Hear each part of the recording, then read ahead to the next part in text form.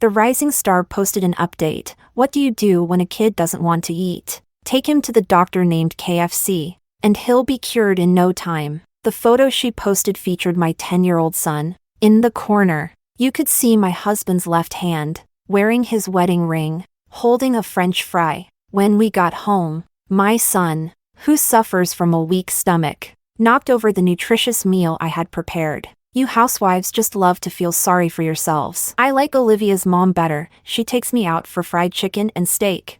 My husband stayed silent for a moment. Then he said, "You've been out of the spotlight for 10 years. Too out of touch to understand what kids like these days." The next day, I printed 3 copies of the divorce agreement and custody waiver and threw them in front of them. Before leaving, I touched my son's head one last time. Go find your Olivia mom. Chapter 1. You're getting a divorce over something so small? Alex frowned after receiving the papers. Besides, Lucas is just a kid. He doesn't know any better. And what he said is true. Little Lucas's reaction was more straightforward. He grabbed the divorce papers and started dancing with joy. I don't want a bad mommy. A mean mommy. Dad, hurry up and sign it. Olivia's mom will take me racing, to Bulgari tea parties, and make me happy every day.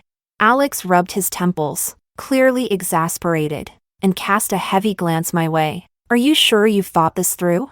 I knew why he was asking. He thought this was his final act of kindness toward me. At the print shop, I caught a glimpse of myself in the mirror, a woman with disheveled hair, frayed ends curling with a yellowish tint. Dark circles betrayed her lack of sleep. She was wearing a bulky down vest, looking just like any middle-aged woman who had long since stopped caring about her appearance. Revolving solely around her children, even more shocking were those lifeless, evasive eyes, filled with cowardice. 10 years of family life had turned the once bright and ambitious young woman into someone like this. No job, no savings. The fame that once surrounded her had long since faded away. I looked at Lucas, remembering when he was little, peacefully asleep with his long eyelashes closed. And how back then, it made me feel that all the sacrifices were worth it. But now, he was eagerly calling his Olivia mom to share the good news. I've made up my mind. I heard my own voice quietly breaking the silence.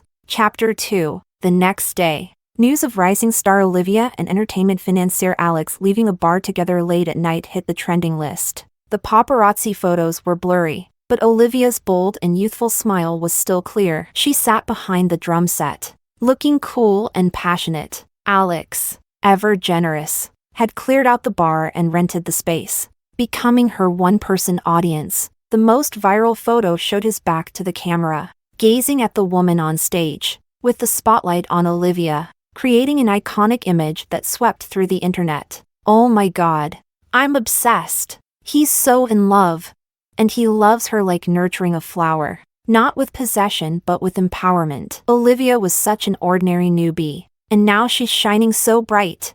Thousands of netizens flooded the comments, captivated by Alex's philosophy of love, one that respects a woman's career and gives her wings to fly. But the entertainment industry moves fast. No one remembers. Years ago, there was once a young woman, with stubbornness and ambition written all over her face, who won Best Newcomer and the Youngest Best Actress award for her debut film. In that dazzling moment at the awards ceremony, Alex leaned over to his assistant and whispered, "Give her 2 choices, either get me her contact information or have her blacklisted." So, Alex had finally learned to respect others, just not me. After Alex and I quietly got married, he turned down invitations from renowned directors. Your priority now is preparing for pregnancy. We don't need your income, so why exhaust yourself working on set every day? After Lucas was born, he even replaced my original agent just to refuse offers for family reality shows. I don't want to see any more of those crazy fans of yours. I don't like how they look at you. He even broke and threw away the memory card filled with my audition clips. You only need to be my movie star. It was as if he were a child who had obtained the world's greatest treasure, carefully locking me away in the safest, most secure vault. That vault held me for the best 10 years of my career. 3 years after Lucas was born, I officially announced my retirement from acting, leaving the entertainment industry indefinitely to focus on being a good wife and mother. And now, at 4 in the morning, I woke up drenched in sweat in a 600 yuan per month rental in Hengdian. The air was stifling. The cicadas screeched. It's been 6 months since the divorce. Chapter 3. Getting back to work turned out to be much harder than I imagined. Many of the connections I once had were no longer there. Nowadays, there are barely any people who even recognize my name. But I didn't give up. I kept only a small portion of the assets I received in the divorce as an emergency fund,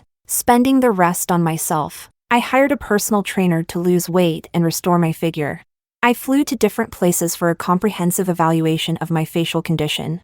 I poured money into acting workshops taught by renowned instructors, picking up the basic skills of voice, stage presence, and posture that I had neglected for years. But the result was, would you be willing to play a bit part? It's a small role in a web series. As a grandma, 2 lines of dialogue, 300 yuan for a day. I quickly put down my lunchbox. Of course I'm willing.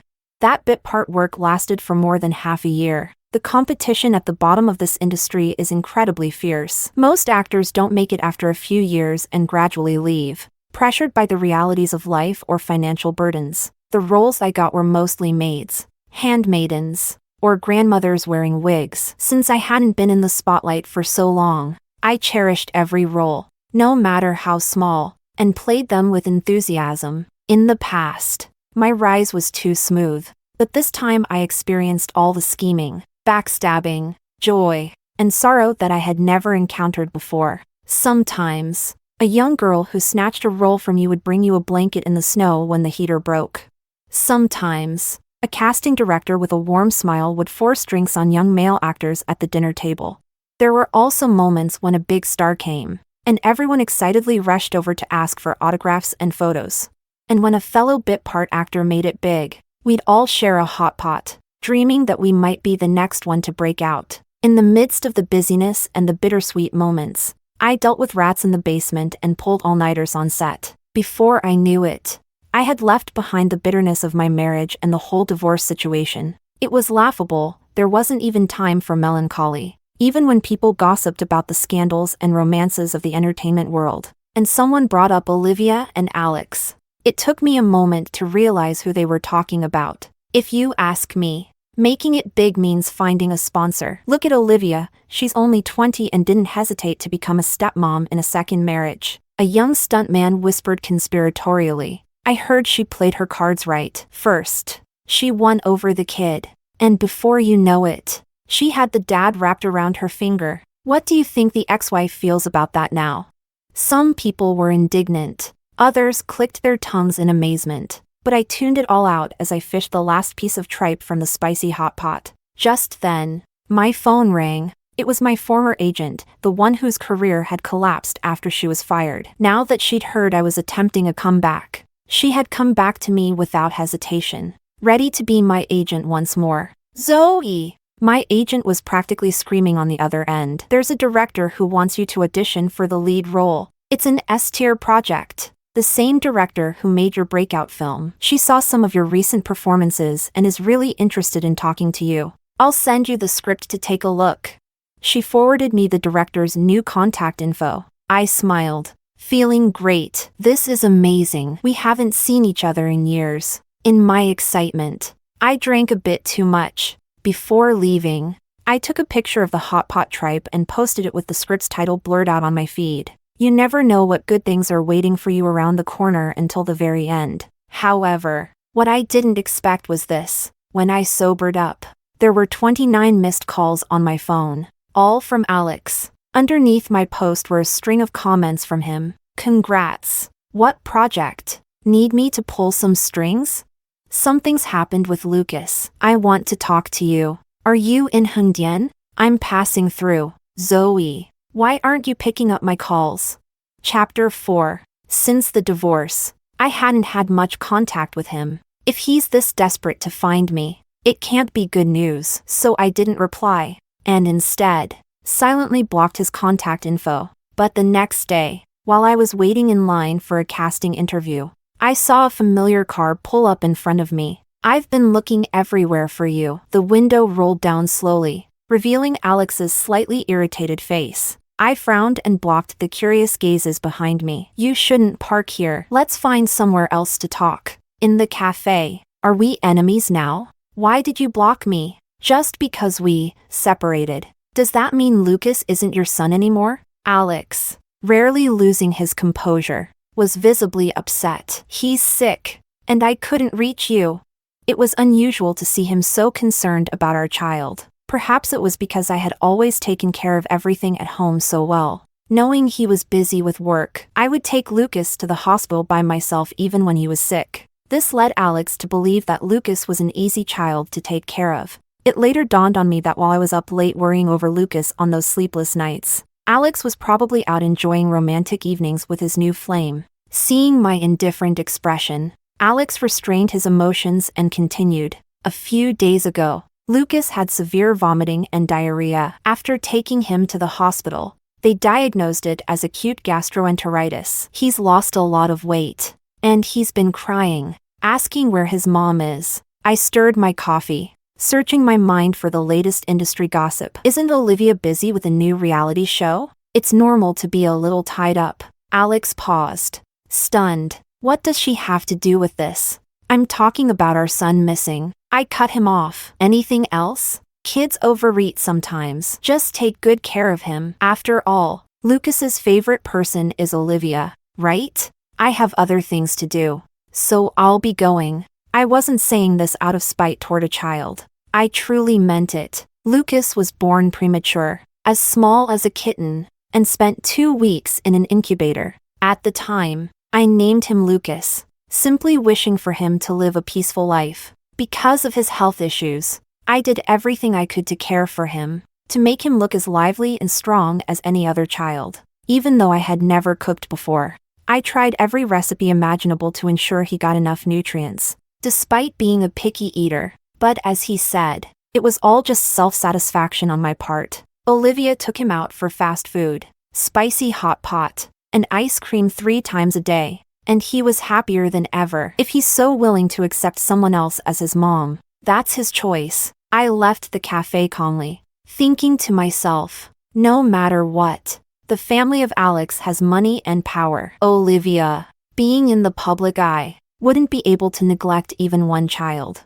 Chapter 5. When I arrived at the set for the audition, I found that there were a lot of actors present. The line stretched down the hallway. This time, it was an audition for a sci-fi show set in an alternate universe. I hadn't worked on this kind of project before, so I used the waiting time to go over the script again. However, I was quickly interrupted by a commotion. 3 black vans pulled up downstairs, blocking the entrance completely. Drivers rushed out to open the car doors and hold up umbrellas. The door opened slowly, and out stepped Olivia, dressed in a striking red leather jacket and large hoop earrings. Then, a little boy in matching red overalls stepped out. He was quite handsome, but his face was pale, and he looked glum, with droopy eyes. Wow, what an adorable kid! Is he here to audition too? Small murmurs filled the hallway. Outside the window, Olivia picked up the little boy, kissing both sides of his cheeks before waving and smiling at everyone. She's so lucky, having such a handsome and well-behaved kid without any of the pain of giving birth. Yeah, she seems like a great mom. I squeezed in next to the window. Despite the scorching weather, Lucas was dressed in long sleeves and pants, with only his small, skinny wrists and ankles exposed. The clothes looked trendy and stylish, but for a child, they would probably cause a rash from the heat. As I was thinking about this, the little boy, walking with Olivia, suddenly lifted his head and started looking around. Those wide, blinking eyes instantly made everyone around gush with admiration. Oh my God, he's just too cute. Isn't the government encouraging people to have more kids? I want one just like this. The little boy seemed to struggle a bit, as if he wanted to walk on his own, but Olivia held him tightly, smiling all the way as she carried him through the VIP entrance. I instinctively stepped aside and sighed. Then I felt like I was overthinking it and tried to push the thought away. Returning to my script, the crowd gushed over the angelic child for a while, but half an hour later, a popular young actor was covering his ears. A veteran actor had taken out his hearing aid. A reality TV star rolled her eyes dramatically. Seriously? How is he still crying? He's a big boy now. Yeah, this is a bit much. Poor Olivia. It can't be easy. He's so picky with food. Honestly, let him go hungry for a few meals, and he'll learn his lesson. Inside Olivia's private dressing room, the sound of the boy throwing things and crying in frustration kept coming. Olivia was constantly trying to soothe him. Sweetie, what do you want to eat? I'll order it for you on my phone. Here's the tablet, play some games, okay? Just stop crying. The boy angrily pushed over the makeup mirror. I don't want it. You lied to me. You said we were going to see. I don't want to talk to you. He was sobbing so hard that no one could understand what he was trying to say. I could only guess because I was so familiar with the situation. I quietly hid my face behind the script. If anyone wants to deal with being the mom of a crying boy, let them. I'm done with that. Chapter 6. I waited. Not sure how long it had been. Lucas finally cried himself out, and I was completely immersed in the script. Zoe, the director is calling you. It's your turn. I responded. Upon entering, I noticed that the director had changed a lot since our first meeting years ago. I had heard that her recent projects had received mixed reviews, but she had kept up a steady pace, releasing one film a year. I took a deep breath and was about to start my performance when suddenly, there was a knock on the glass door. Everyone turned to look, only to see Lucas pressing his tearful face against the door, while Olivia stood next to him, her expression seemingly helpless, though a cold smile played at the corner of her lips. It was clear she was trying to use Lucas to disrupt me. I lowered my gaze, walked out decisively, and said, "Be quiet." Perhaps Lucas had never seen me this cold before, because, in his surprise, he actually closed his mouth. Returning to the room, I apologized to everyone and then recalled the plot of the script. In the story, the heroine is accidentally stranded on the moon, with only a communicator to connect her to her family on Earth. During the rare moments when she manages to get through to them, she realizes her family has moved on with their lives and doesn't need her anymore. The plot revolves around her struggle to survive on the moon. All the reasons she once had for returning to Earth had disappeared. All the people she thought were more important than her own life had abandoned her, one by one. Though this film was billed as a dark comedy, it felt more like the autobiography of the nearly 60-year-old, solitary director. The scene I was performing was the one where the heroine, inside the space capsule, realizes that no one needs her anymore. After my performance, the director spoke up. "I didn't expect you to return to acting. How's the life of a wealthy housewife treating you?" The comment was impolite, even slightly sarcastic. I calmly replied, "Not much different. It's like going to the moon and suddenly waking up back on Earth, realizing it was all just a dream." The director stroked her chin thoughtfully. "Most of the actors who auditioned for this scene portrayed it as sad or heartbroken. Why didn't you cry?" "Because I think the heroine has probably cried many times before reaching this point, right? It's not like this is the first time she's realized she's not needed. This time, though, she's truly reached the end of the road." I shrugged. I feel like she'd be more at peace with it by now. After the audition, Lucas trailed behind me, sniffling, biting his lip and his fingers. I said, "Why are you following me?"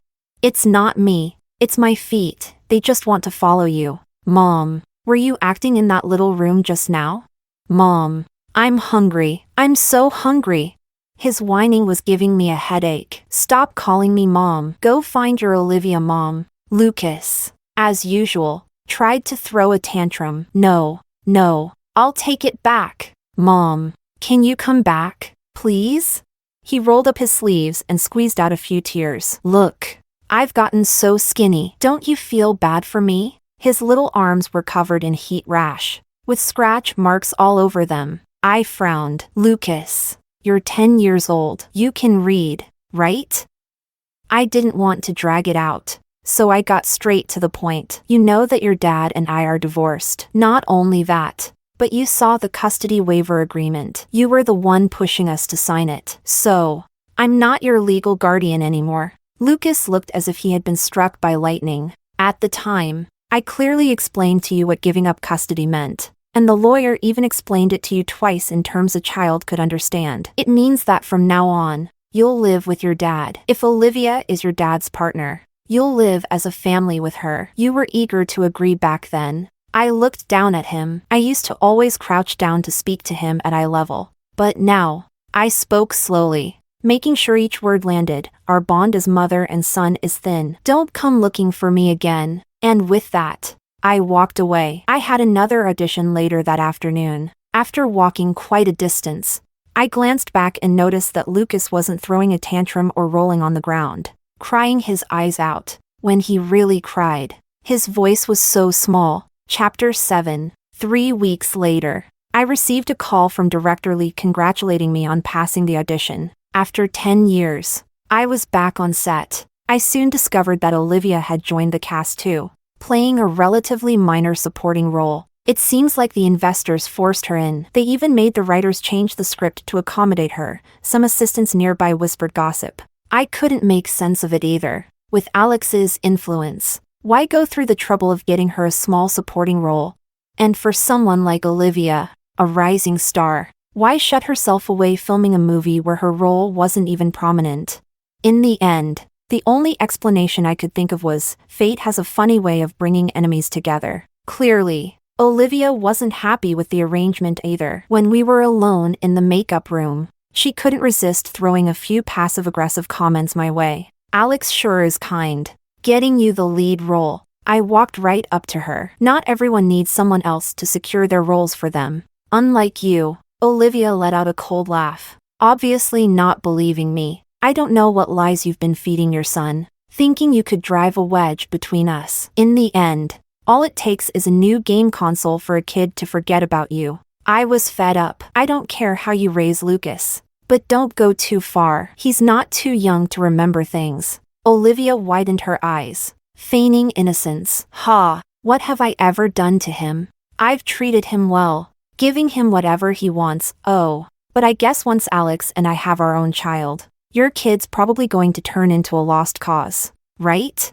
Annoyed by the noise, I simply walked out. After that, I made sure to avoid being alone with her, and things stayed relatively calm on the surface, until 2 weeks later, when the investors came to visit the set. Everyone knew Alex wasn't there for the film, he was there for someone. Olivia's scenes had already been filmed, and the director had let her leave early. That day, I had to film a major scene in the desert, so I spent hours walking back and forth under the scorching sun. When I returned to the hotel, I spotted Alex leaning against the window in the hallway, biting on a cigarette. He had quit smoking after we had Lucas, so I glanced at him, puzzled, and was about to head back to my room. Zoe, Alex called out helplessly. I didn't finish what I wanted to say last time. Oh, is there something else?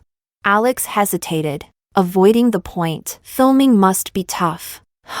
I saw you out there under the sun. Your lips are all chapped. I took a cautious step back, my mind racing through all the possible scenarios. You're not thinking about replacing me and pushing Olivia into this role, are you?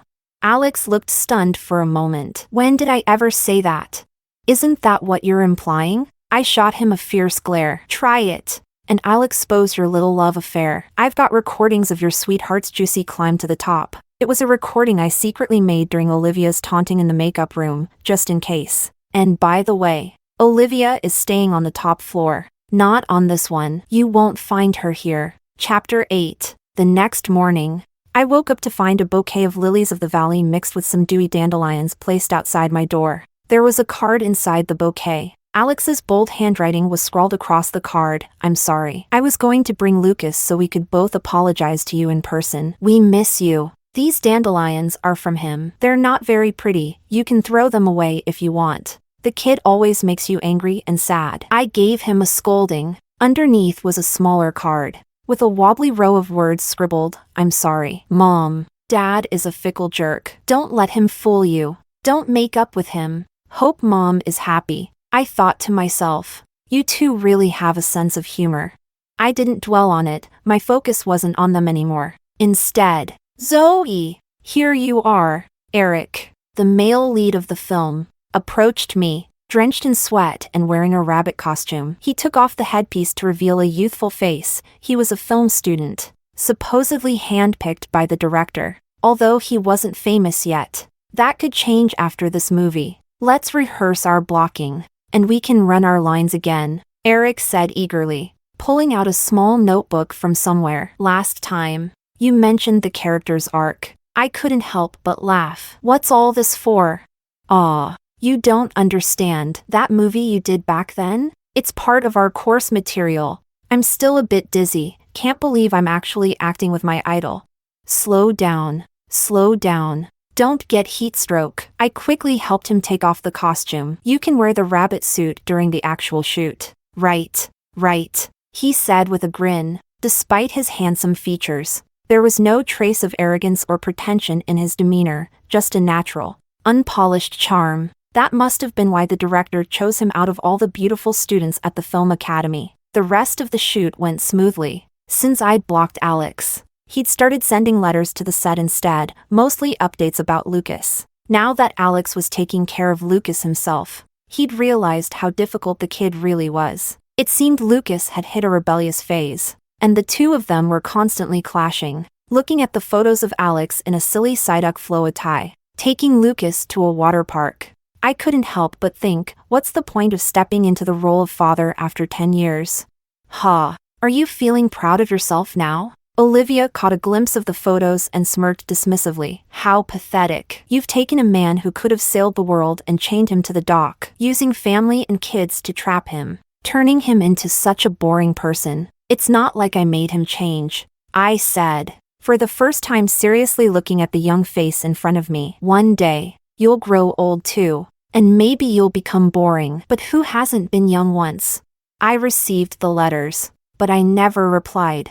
I didn't want to share my life closely with anyone anymore. If I'm lucky, one day they'll see me on TV. The day of the wrap party was set to shoot my final major scene. It was a big event, and for promotional reasons, not only were all the crew members present, but exclusive media outlets and investors also came. The scene involved a large-scale explosion. The director chose not to use special effects, instead simulating a grand firework display as if it were exploding above the moon. Alex and Lucas also came, both keeping a low profile. Lucas looked like he wanted to come over but was too scared to. As soon as action was called, filming began. Wearing a heavy helmet, I looked up at the earth, watching the fireworks display just for me, as countless falling sparks formed a galaxy in front of my eyes. Zoe, Mom.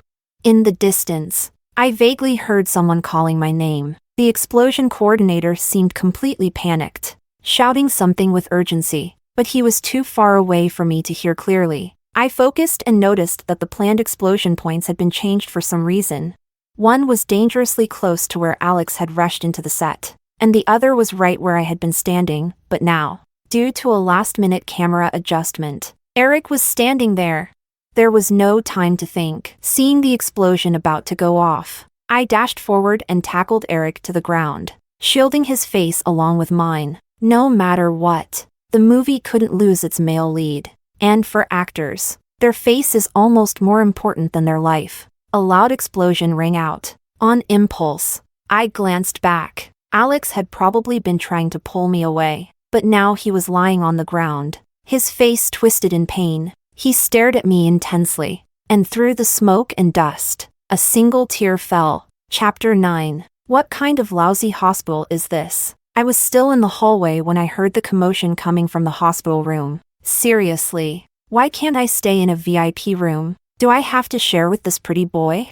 I fought the urge to roll my eyes. Alex, there was an explosion on set, and the hospital is full of injured people. If you don't like the conditions here, call a helicopter to pick you up and free up a bed. Alex's upper body was wrapped in bandages, and his face was scrunched up in discomfort. As soon as he saw me, he turned his back to me, looking angry. Lucas, why are you lying in your dad's hospital bed? Where am I supposed to rest? The dutiful son Lucas rubbed his eyes and reluctantly climbed off the bed. You don't even look injured. Why are you yelling so loud? I was holding a bucket of fish soup and greeted Eric. How are you feeling today? The incident had caused a bit of a stir, but fortunately, there were no serious injuries. The cause of the accident was still under investigation. Eric struggled to sit up, and I quickly went over to help him. Tisk. Pretty boys can't handle anything. Alex muttered coldly. A broken rib? When I was young, I wouldn't even go to the hospital for that. Eric smiled innocently, but Zoe rushed in to save me. Still, Falling on a rock is definitely better than getting burned. After all, burn scars are ugly. Zoe definitely wouldn't like that. Eric jokes. Alex scoffed. Men relying on their looks. That's not going to last. Eric replied smoothly. Some people think their money is what makes them attractive. Lucas chimed in. Big brother, you said you'd take me to shoot a commercial. Is it fun? A voice, gritting its teeth, rose from the hospital bed. Lucas, your dad is right here. Not dead yet. Me, 3 men, including a little boy, and every day the hospital room was full of noise. Even the young nurses came to watch the drama unfold. On the day of discharge, everyone from the crew came to pick up Eric. But Alex was alone, having sent his dutiful son off to school. Out of everyone injured in the accident, Alex was the most seriously hurt. So while the others were discharged, he was the only one still left behind. As I was packing Eric's things, Alex suddenly spoke up. Maybe it's too late to say anything now, but things between me and Olivia weren't like what you thought. I did admire her, but only from the perspective of wanting to sign a potential new talent for the company. It was the first time we had talked about this since the divorce. What new talent needs you to personally sign them? Don't you find that ridiculous? I decided to lay everything out. Besides, our issues weren't mainly about anyone else. It's true, though, Olivia's got a unique personality. She insisted on negotiating directly with me. You don't need to keep going over this. After finishing packing, I suddenly felt very tired. Alex, if I could, I wish I had never met you. How could you dull all my shine and then resent me for the dimness you created? Other than being younger, how is Eric better than me? I paused in my tracks. I only admire him, I said, throwing out one last remark before leaving. Alex was definitely overthinking it. For me, I wouldn't make the same mistake for anyone ever again. Epilogue. The results of the accident investigation caused an uproar. Oh my God, this is like a behind-the-scenes drama. That day, #Olivia became a trending topic. In fact, what she had done was quite amateurish. She had only intended to bribe the explosion coordinator to scare me a little, as a warning, but things had spiraled out of control in the rush. At the same time, multiple discussion threads popped up online, detailing Olivia's rise to fame. Olivia had 2 sugar daddies before she debuted, both of whom left their families for her. I mean, why are people shipping this couple? Alex is no better. As netizens dug deeper, they uncovered more, and eventually, they found out about Alex's ex-wife, my true identity. Oh no, I feel so bad for her. She gave up her career at its peak for marriage, and this is how it ended. The noise and buzz on the internet come and go quickly, but it did bring me hundreds of thousands of new followers. Still, I was too busy to pay much attention to any of it. Not until the movie premiered. Because of the previous accident, gossip, and all the buzz, many people were already curious about the film. After the first screenings, the reviews were overwhelmingly positive. Many said the film made them laugh and cry, and it had been a long time since they'd seen such an excellent movie in theaters. Some people also remembered the final line, when the heroine ran alone on the moon, deciding never to return to Earth. Fireworks bloomed, and she whispered to herself, "The moon is not a source of light. It neither heats nor shines." Yet people still see it and marvel at its beauty. Bonus Lucas's diary. Today is my 12th birthday. Dad was really busy with work, and even though he rushed back, it was almost midnight when he arrived. He told me to wait, but I knew it would take at least an hour for him to get back from the airport. Even if he ordered the driver to take off right away, it wouldn't help. He originally said he'd take me out for the whole day, and even gave the housekeeper and nanny the day off. That's how he is, always breaking his promises. No wonder Mom left him. I sat alone at home, staring at my birthday cake. It's funny how people are. Even when we can't finish a cake, we're always afraid there won't be enough, so we buy a huge one. I turned on the TV and found an award ceremony was on. I focused on it and, sure enough, soon saw a familiar face. Mom was sitting in the guest seats, wearing a pale yellow evening gown. She looked beautiful and elegant. When I was little, I always remembered Mom in an apron with her hair in a low ponytail, rushing around in a hurry. Back then, I would always get into trouble, and Mom would always forgive me. But this time, she didn't want to forgive me anymore. She once told me, the human heart is like a mirror. If you insist on hitting it over and over again, you have to accept that one day it might shatter. I heard the announcer on TV say they were about to reveal the Best Actress winner. I hurried to blow out the candles, wishing that Mom would win. A few seconds later, I heard Mom's name. Mom's smile was so beautiful. I thought she wouldn't remember me, but to my surprise, she smiled at the camera and said, "Happy birthday, Lucas." I'm so greedy. I made another wish. I wished for Mom to always be happy.